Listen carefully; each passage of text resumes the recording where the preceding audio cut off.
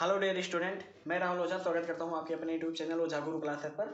आ जाइए, हम लोग पढ़ते हैं विज्ञान। ठीक है, इसमें भौतिक विज्ञान पढ़ रहे हैं। ये जल्द ही खत्म हो जाएगा, बस इसका 1-2 लेक्चर और आएगा, उसके बाद सब कुछ खत्म हो जाएगा। देखिए, हम कल आप लोगों को बता दिए थे तोरड़ के बारे में। किसके बारे में? तोरड़ के बारे में आप लोगों को कल हम बता देते हैं। ठीक है, तोरड़ को हम स्मॉल ये से लिखते हैं। किससे? स्मॉल ये से। तोरड़ क्या होता है? वेग के परिवर्तन की समय दर को हम क्या कहते हैं? तोरड़ कहते हैं। ठीक है, एक बार मैं लिख दे रहा हूँ कि वेग के परिवर्तन आप लोग लिखे हैं। ठीक है, समझ जाइएगा। इसका मात्रक सबसे ज़्यादा इंपॉर्टेंट है। इसका मात्रक मात्रक ध्यान में रखिएगा। इसका जो मात्रक है, ठीक है, त्वरण का मात्रक, तो त्वरण का मात्रक होता है मीटर प्रति सेकंड स्क्वायर। ओके, मीटर प्रति सेकंड स्क्वायर। सबसे खास बात इसमें यही याद रखना है। ठीक है, और इसकी जो राशि है, ये कैसी राशि है? तो यह एक सदिश राशि है। ठीक, कैसी राशि है? सदिश राशि है। ठीक है, आइए अब हम पढ़ते हैं बल के बारे में कि बल क्या होता है।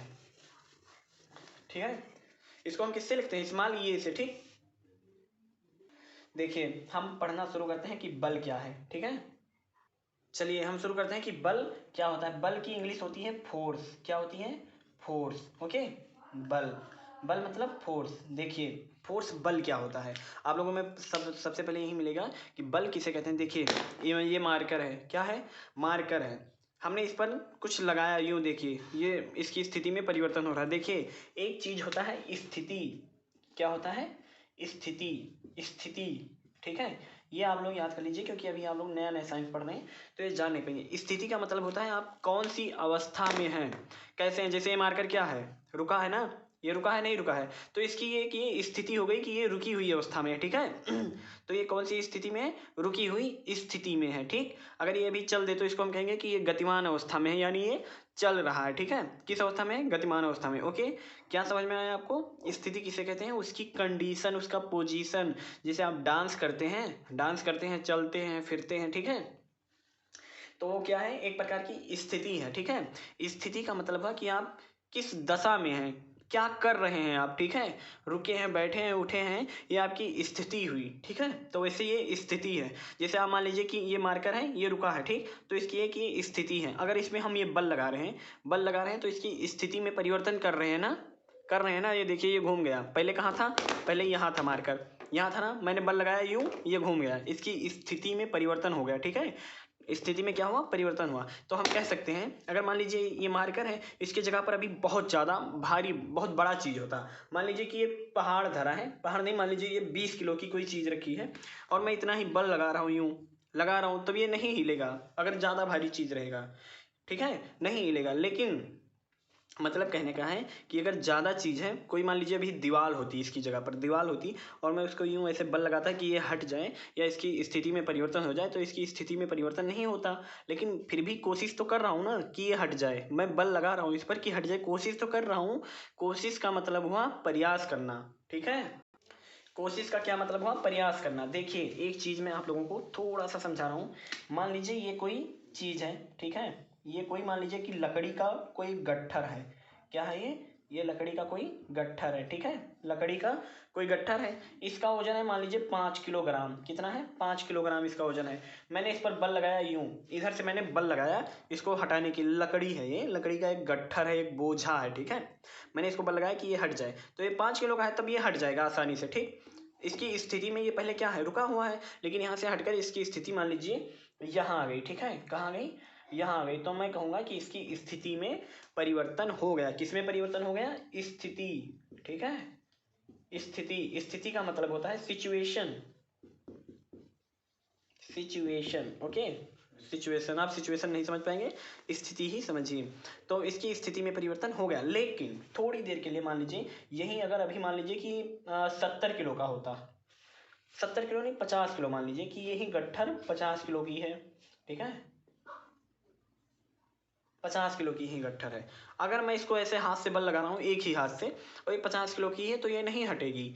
नहीं हटेगी, क्यों? क्योंकि ये बहुत ज़्यादा भारी होगी। लेकिन भाई मैं प्रयास तो कर रहा हूँ इसको हटाने के लिए कि ये हट जाए, प्रयास तो कर रहा हूँ ना, प्रयास तो कर रहा हूँ कि ये हट जाए। तो यही चीज़ होता है बल। ठीक है, अगर वहाँ स्थिति में देखिए, अगर कम है तो परिवर्तन हो जाएगा, अगर स्थिति मतलब ज़्यादा भारी है तो परिवर्तन नहीं होगा, लेकिन मैं फिर भी प्रयास कर रहा हूँ कि ये हट जाए। तो आइए हम लिखते हैं बल की परिभाषा। ठीक है, कि बल की परिभाषा क्या होती है, चलिए लिखते हैं, लिखिए, लिखेंगे बल, ठीक है, बल वह वाह्य कारक है, बल वह वाह्य कारक है, बल वह वाह्य कारक है जो वस्तु की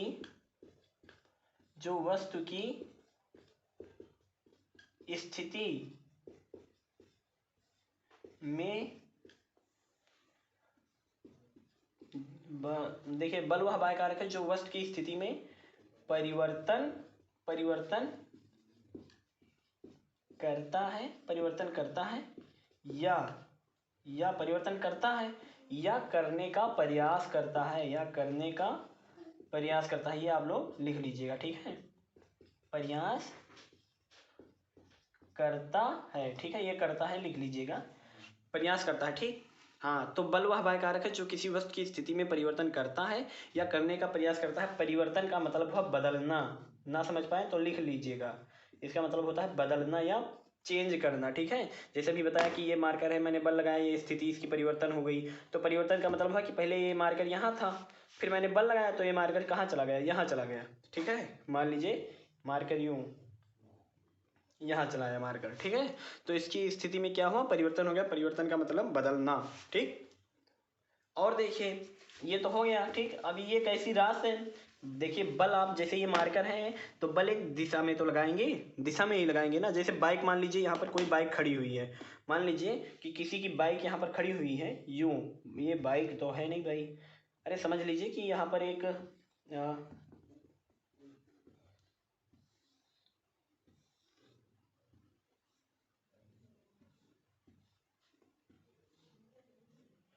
समझ लीजिए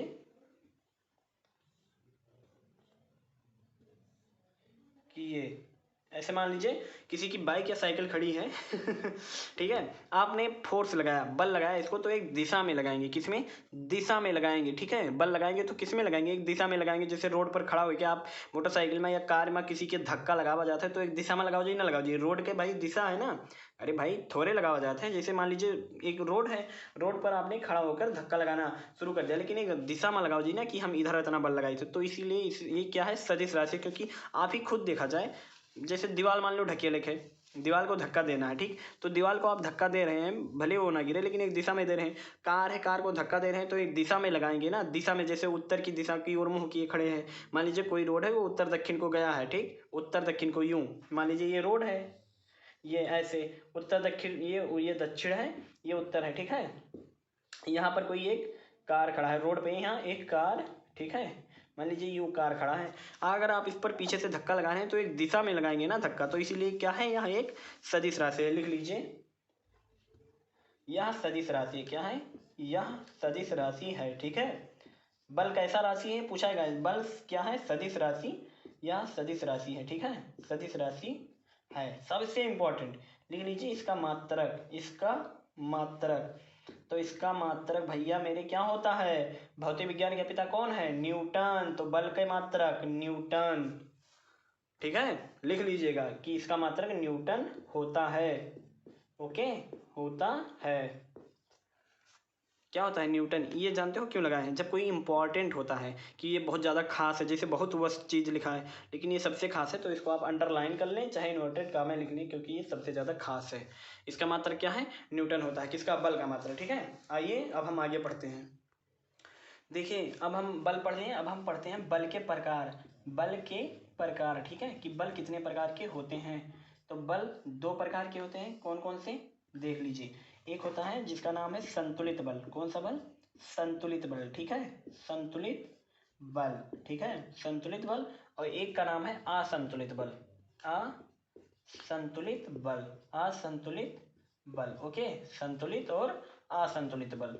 कोई पूछे बल कितने प्रकार के, तो संतुलित, असंतुलित, तो बस तो बहुत प्रकार के होते हैं, आप पढ़ेंगे आगे चलकर संपर्क बल, असंपर्क बल, ठीक है, बहुत प्रकार के होते हैं, लेकिन हमें केवल पढ़ना है संतुलित, असंतुलित। देखिए संतुलित बल क्या होता है, तो संतुलित बल वह बल होते हैं, जैसे मान लीजिए एक रस्सी है, ये आप लोगों ने कभी गेम खेला, नहीं खेला है, मान लीजिए रस्सी है, 5 आदमी इधर 5 आदमी इधर, दोनों लोग खींच रहे हो, क्या कर रहे हो, खींच रहे हो, क्या है, एक ये रस्सी है, एक रस्सी है, ठीक है, 5 आदमी अपनी तरफ खींच रहे हैं, इधर की तरफ 5 आदमी, और 5 आदमी उधर की तरफ खींच रहे हैं, और दोनों समान बल हैं, दोनों भाई खाद पेट तगड़ा है, दोनों में गजब के बल हैं, बराबर बलशाली हैं। तो रस्सी ना इधर जाई और ना ही इधर आएगी, किसी भी तरफ नहीं जाएगी, बीच में रुकी रहेगी। इसका मतलब क्या होगा कि दोनों तरफ बराबर बल लग रहे हैं, यानी जितना भी बल लग रहा है उनका जो रिजल्ट है क्या है, रिजल्ट क्या है, 0 है। ठीक है, तो मान लीजिए एक ये पिंड है, ठीक है, मान लीजिए पिंड नहीं, मान लीजिए ये कोई ऐसे पत्थर है, ठीक है,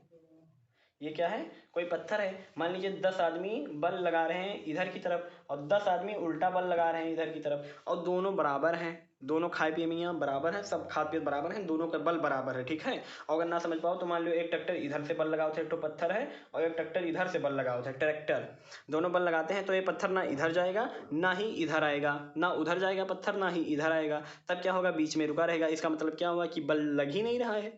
भाई बल लगेगा तो बल का लगाने का क्या मतलब हुआ कि वस्तु हटे चाहिए, या वस्तु में हटने का प्रयास होना चाहिए। तो यहाँ पर कहने का मतलब ये हुआ, ठीक है, कि जैसे 10 आदमी इधर लगा रहे हैं, 10 आदमी इधर लगा रहे हैं, तो दोनों के बल के जो होगी मतलब रिजल्ट होगा।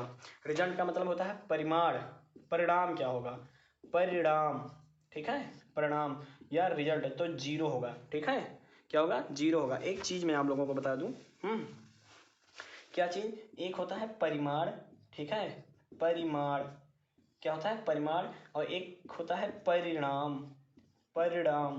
देखिए, एक होता है परिमाण, एक होता है परिणाम। परिमाण का मतलब होता है कोई संख्या मान, जैसे 5 होगा, 4 होगा, 6 होगा, ई होगा, ये परिमाण हुए। ठीक है, और परिणाम का मतलब होता है रिजल्ट।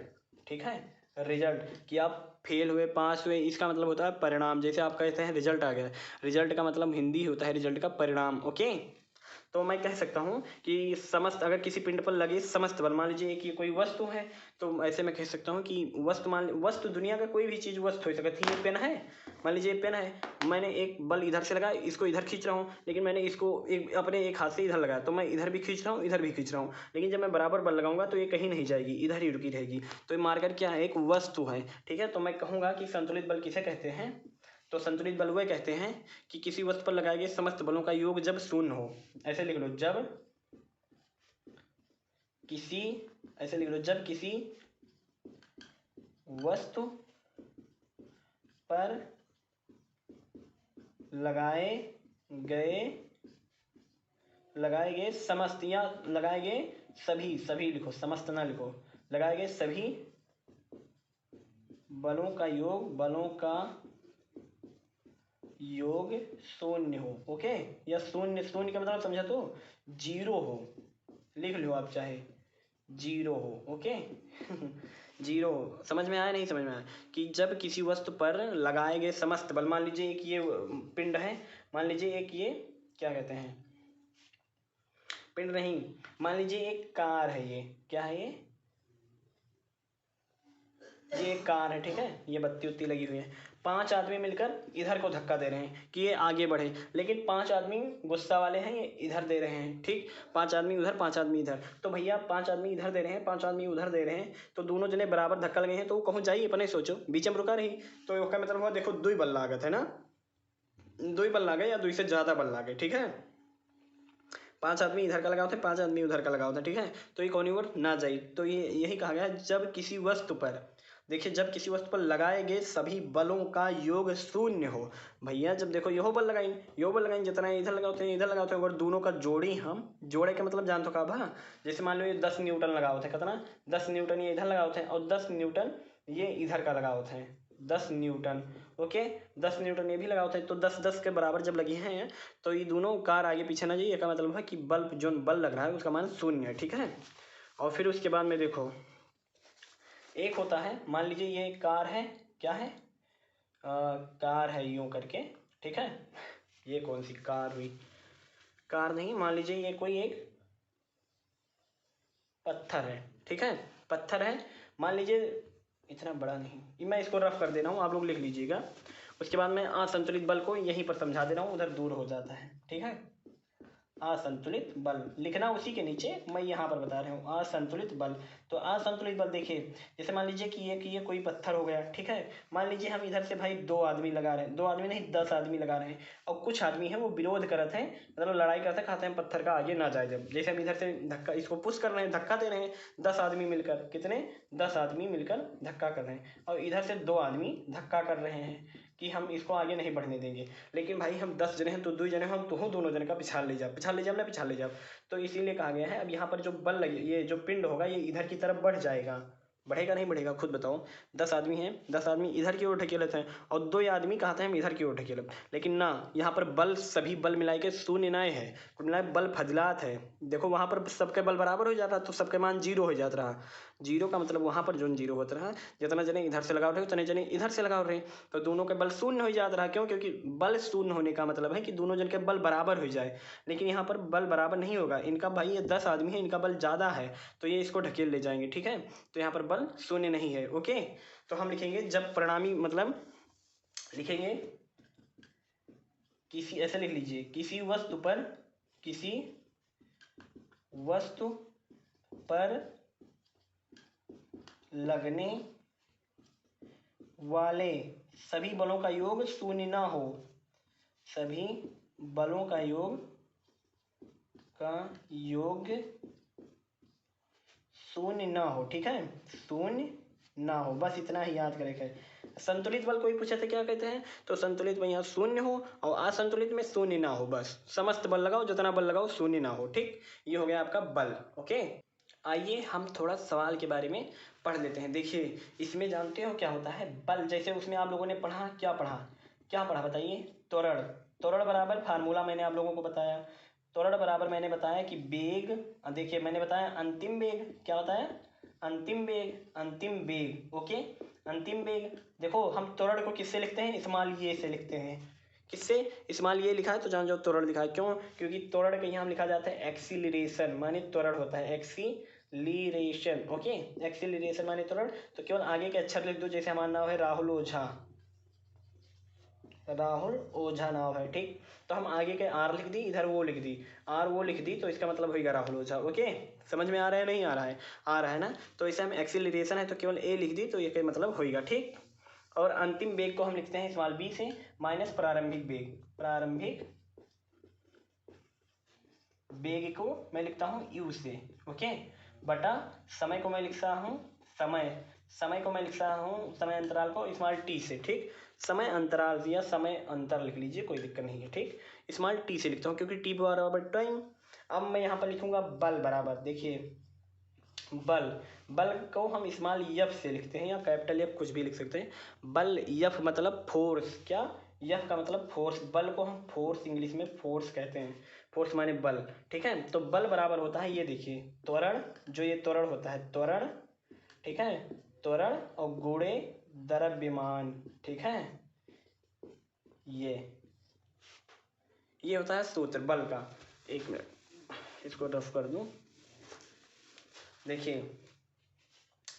बल बराबर होगा, ठीक है, बल या स्मॉल एफ बराबर हो जाएगा द्रव्यमान गुणे त्वरण, ओके, द्रव्यमान गुणे त्वरण। आप लोगों को याद रखना है, त्वरण आप लोग जानते ही हैं क्या होता है, ठीक, बिल्कुल क्लियर है। अब ये बताइए भाई मेरे, त्वरण का मात्रक क्या होता है, त्वरण का मात्रक, एक मिनट मैं लिख दे रहा हूँ, लिखेंगे बल का मात्रक, ये फार्मूला है, इसको लिख लीजिएगा, ओके। मैं पूछूंगा जब कहीं मिल जाओगे तो पूछूंगा बल बराबर क्या होता है, तब आपको बताना पड़ेगा कि द्रव्यमान गुणे त्वरण, या आपकी मैम पूछ सकती हैं या आपके सर पूछ सकते हैं कि बल का क्या होता है, बल का फार्मूला क्या होता है, तो बताएंगे द्रव्यमान गुणे त्वरण। द्रव्यमान को हम स्मॉल एम से लिखते हैं। अच्छा द्रव्यमान की इंग्लिश जानते हो क्या होता है, मास, MASS, ओके, मास होता है, मास माने द्रव्यमान। एक मिनट देखिए स्मॉल, देखिए क्या होता है, मास, MASS मास होता है, और त्वरण का स्मॉल ये होता है, अभी मैंने बताया। तो मैं स्मॉल इसको मैं लिख सकता हूँ यम गुणे ये, क्या लिख सकता हूँ, एम गुणे एम। एम का मतलब मास, मास माने द्रव्यमान होता है, और ए का मतलब एक्सीलरेशन मतलब त्वरण, ठीक है, ए, ओके। इतना समझ में आ गया होगा, ठीक है। तो हम लिखेंगे बल का मात्रक,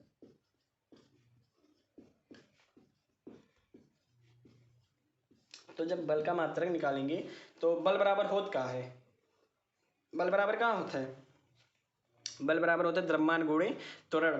तो हम लिखेंगे द्रव्यमान बल बराबर, देखो बल का मात्रक तो ये मिला है इनसे, तो हम इनके मात्रक लिखी हो, इनके मात्रक लिखी, तो ऐसे लिखेंगे द्रव्यमान का मात्रक, किसका मात्रक, एक मिनट पूरा ना लिखूं, मैं सोच रहा हूँ इसको ऐसे लिख दूँ, समझ जाइएगा, ठीक। द्रव्यमान का मात्रक, ठीक है, द्रव्यमान का मात्रक आप लोग लिख लीजिएगा गुणे त्वरण का मात्रक, किसका, त्वरण का मात्रक, ठीक है। तो द्रव्यमान का मात्रक क्या होता है बताइए, द्रव्यमान का मात्रक होता है किलोग्राम, क्या होता है, किलोग्राम, ओके। और गुणे त्वरण का मात्रक होता है मीटर बटे सेकेंड स्क्वायर, क्या होता है, मीटर बटे सेकेंड स्क्वायर। तो मैं लिख सकता हूँ कि त्वरण का मात्रक अब क्या हो, देखिए त्वरण का मात्रक जब हम इससे इसको गुणा करेंगे तो मैं लिख सकता हूँ किलोग्राम, एक मिनट मैं लिख दे रहा हूँ,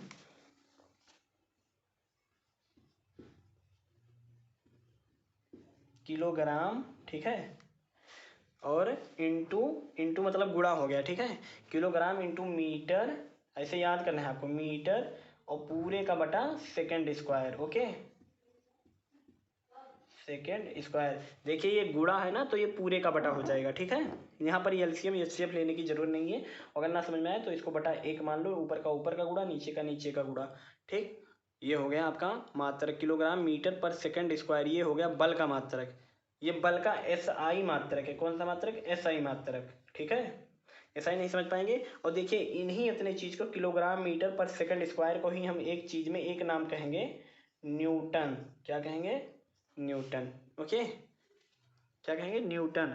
तो आपसे कोई पूछता है बल का मात्रक तो न्यूटन बताएंगे, लेकिन अगर कहीं दे दिया गया फार्मूला या कोई चालाक आदमी पूछ लेगा कि बताओ किलोग्राम या महासम्मा बताओ, मीटर उटर मास सेकंड वगैरह में होते, तो आप बताएंगे किलोग्राम मीटर पर सेकंड स्क्वायर। इसको हम बटे को प्रति कहते हैं, क्या कहते हैं, प्रति, ये देखिए ऐसे, बटे का मतलब हुआ प्रति, ओके। देखो बल का मात्रक, फिर मैं लिख दे रहा हूँ बल का मात्रक, बल का मात्रक, तो बल का मात्रक क्या होता है, बल का मात्रक होता है न्यूटन, और न्यूटन कितने चीज़ों से यही आएगा, बल का मात्रक न्यूटन। लेकिन न्यूटन का अगर जो हम मतलब खोलब, ठीक है, इनका कि न्यूटन कैसे कैसे मिलके बना है, तो न्यूटन मिलके बना है किलोग्राम से, किलोग्राम से, ठीक है, इंटू मीटर है भी, मीटर का यम से, ठीक है, मीटर को मैं मीटर ही लिख दे रहा हूँ, देखिए नहीं जान पाएंगे आप लोग, किलोग्राम, ठीक है, ये लिख गया किलोग्राम शॉर्ट फॉर्म हुए, गुणे मीटर और बटे सेकेंड स्क्वायर, ये आप लोग ऐसे लिख लीजिएगा, ओके। ये हो गया बल का मात्रक। आज हम बल पढ़ेंगे, कल हम इसके बारे में और आगे पढ़ेंगे, ठीक। आइए थोड़ा जीएस के बारे में या जीके के बारे में बात कर लेते हैं। देखिए हमारे पास है दो चीज़, एक है दिल्ली का लाल किला, ठीक है, और एक है आगरा का लाल किला।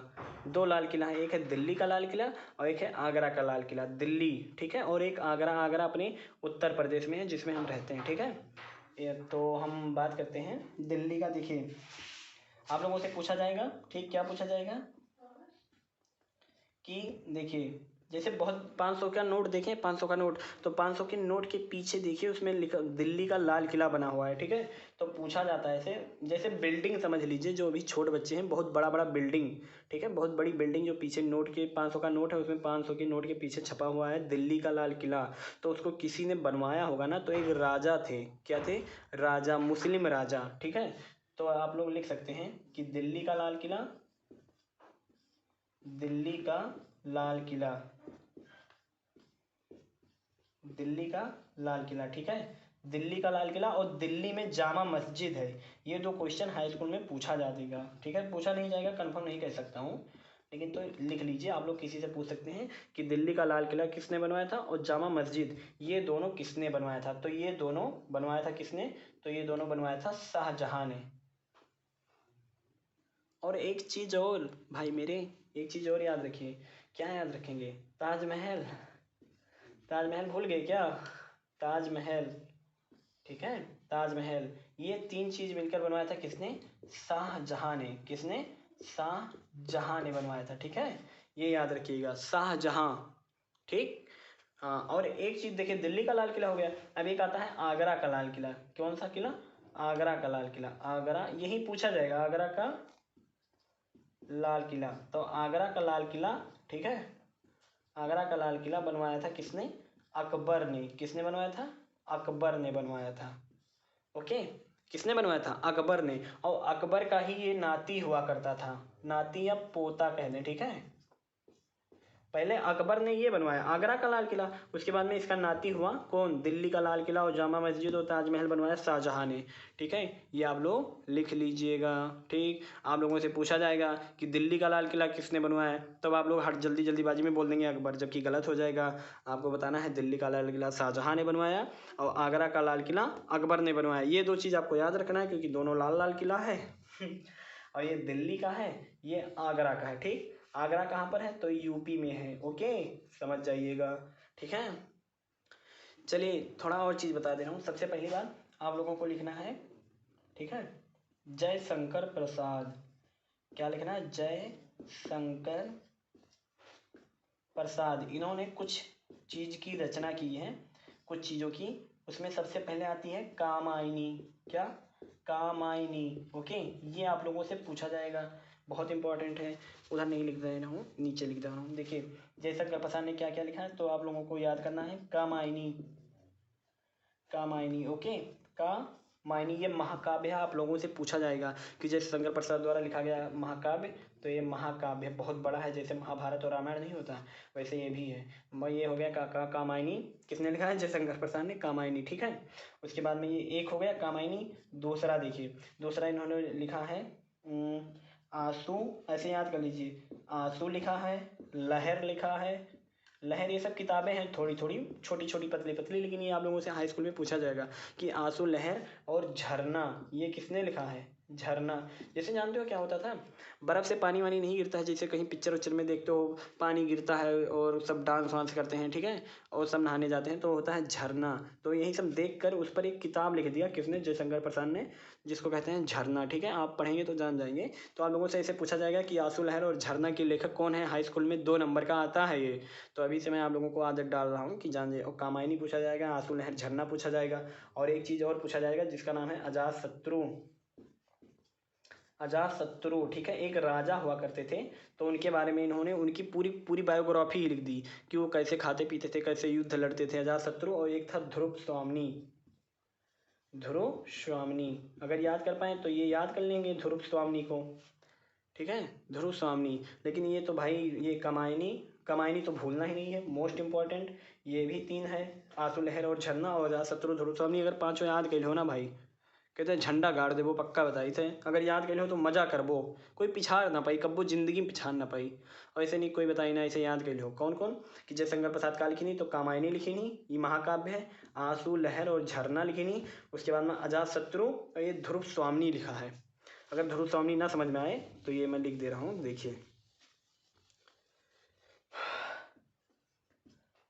ध्रुव स्वामिनी, ओके, स्वामिनी। ये सब क्या है? ये सब किताबें हैं, और इनके लेखक कौन है? लेखक हैं जयशंकर प्रसाद, ठीक। आप लोग समझ जाइएगा, लिख लीजिएगा, ठीक है। बाय बाय, टेक केयर, ध्यान रखिए। मिलते हैं नेक्स्ट क्लास में, उसमें हम पढ़ेंगे द्रव्यमान और भार में अंतर, फिर उसके बाद में गुरुत्वाकर्षण बल, उसके बाद में कार्य, ऊर्जा और शक्ति, उसके बाद में फिजिक्स आपकी हो गई खत्म। बाय बाय, फिर मिलेंगे केमिस्ट्री में, लेकिन इसको अभी 3 क्लास कम से कम होगी भौतिक विज्ञान की। उसके बाद आपकी भौतिक विज्ञान खत्म 9th की, मजा कीजिए। ओके साहब जी, बाय, गुड नाइट। आप लोग ध्यान रखिएगा, रात बहुत हो चुके हैं, अभी मुझे भी पढ़ना है। ये देख लीजिए टाइम कितना हो रहा है भाई, 11 बज रहे हैं, ठीक है। तो आप लोग भी ध्यान रखिएगा और पढ़ते रहिए, और जल्द से जल्द हम इसको ख़त्म करने के बाद आपको केमिस्ट्री पढ़ाएंगे, ठीक है। आप लोग, लेकिन जो मैं बताया हूँ क्या, अजातशत्रु, सॉरी, जयशंकर प्रसाद ने कामायनी, फिर आंसू, लहर और झरना, उसके बाद में अजातशत्रु और ध्रुव स्वामी। देखिए 1 मिनट, जो आपने अजातशत्रु ऐसे लिख लीजिएगा, अजातशत्रु जो लिखे हैं, ठीक है, ऐसे, और ध्रुव स्वामी, ध्रुव स्वामी, ठीक है, ध्रुव स्वामी। ये दोनों के दोनों क्या हैं? ये दोनों के दोनों नाटक हैं। क्या हैं? नाटक हैं, और जयशंकर प्रसाद ने ही लिखा है। नाटक का मतलब जैसे, अरे क्या कहते हैं, आप लोग जब जाते हैं 26 जनवरी 15 अगस्त को, तो उसमें नाटक दिखाया नहीं जाता है, तो वो नाटक अजातशत्रु, ध्रुव स्वामी इन्होंने ही लिखा है। ओके, लिख लीजिएगा, ठीक। Bye bye. हाँ, ये लिख लीजिएगा। मैं पूछूंगा कि ध्रुव जयशंकर प्रसाद द्वारा लिखा गया 2 नाटक के नाम बताइए, तो आपको बताना रहेगा कि अजातशत्रु और ध्रुव स्वामिनी। ठीक, और उसके बाद में आंसू लहर झरना तो लिखे ही हैं, और वो महाकाव्य। ठीक है, बाय। चलिए, खुश रहिए, मस्त रहिए, पढ़ते रहिए, हंसते मुस्कुराते रहिए। ठीक है, खिलखिलाते रहिए और पढ़ते रहिए, पढ़ना मत भूलिएगा। ओके।